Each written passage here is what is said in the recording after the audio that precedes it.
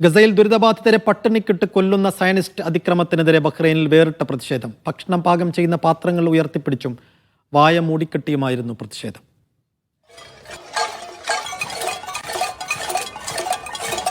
വിശപ്പിനെ ആയുധമാക്കുന്ന ഇസ്രായേലിന്റെ ക്രൂരതയ്ക്കു നേരെ മൂർച്ചയുള്ള പ്രതികരണവുമായി ബഹ്റൈനിലെ അദലിയയിൽ ഒരു സംഘം മനുഷ്യർ ഒത്തുകൂടി.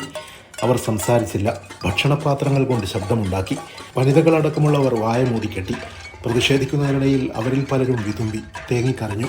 കത്തിക്കാളുന്ന വിശപ്പിൽ, അസഹനീയമായ ദൈന്യതയിൽ പിടഞ്ഞുപൊരിയുന്ന ബാല്യങ്ങളെ ഓർത്തായിരുന്നു ഈ വേറിട്ട പ്രതിഷേധം. ഇസ്രായേലിന്റെ അതിക്രമങ്ങൾക്കെതിരെ പ്രവർത്തിക്കുന്ന സൊസൈറ്റിയുടെ അദലിയയിലെ ആസ്ഥാനത്തിന് മുന്നിൽ പാത്രങ്ങൾ ഉയർത്തിപ്പിടിച്ച് പ്രതിഷേധിക്കാനായി നിരവധി പേരാണ് എത്തിയത്. നോക്കുകുത്തിയായി മാറിയ ആഗോള സംവിധാനങ്ങളുടെ മൗനത്തിനും ലോകത്തിന്റെ നിസ്സംഗതയ്ക്കുമിടയിൽ സയനിസ്റ്റ് ശക്തികൾ ബീഭത്സമായ ഹിംസ തുടരുമ്പോൾ ബഹ്റൈൻ ഫലസ്തീൻ സൊസൈറ്റിയുടെ ബാനറിലായിരുന്നു ഈ ഒത്തുകൂടൽ.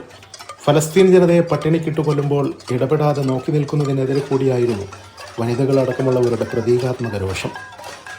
Siraj Pallikkara, media 1, Bahrain.